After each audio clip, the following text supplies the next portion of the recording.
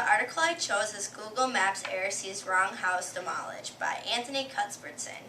In Texas, a GPS error on Google Maps resulted in a house being accidentally demolished.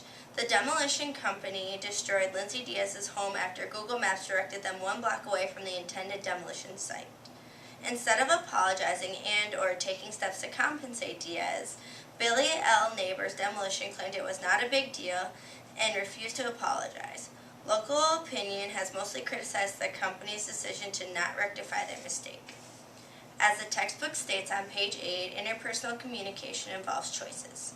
In this situation, Billy L. Neighbors Demolition had to choose how to respond to their mistake. The demolition company obviously chose not to take responsibility and communicate to the local population that the incident was no big deal.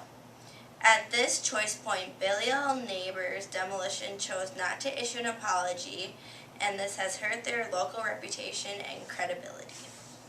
Page 188 of textbook discusses apologies, which are considered expression of guilt or sorrow for something you did or may have happened. Diaz was understandably upset with the mistake and claimed that Billy L. Neighbors Demolition wrecked her life. Not surprisingly, she expected at least an apology for the demolition of her house.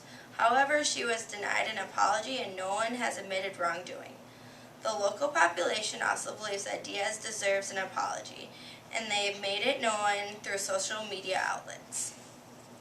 The final aspect of communication that relates to this article can be found on page 21 of the textbook.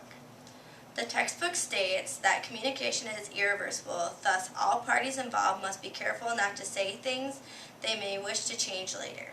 In this situation, Billy L. Neighbors Demolition chose not to express guilt about their mistake, hurting their public reputation.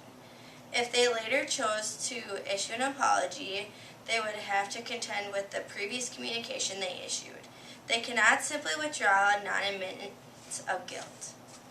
I found this article interesting because it not only shows our reliance on technology, but also how common it is to ignore responsibility. As the article states that this is not the first incident where outdated navigation caused a serious accident.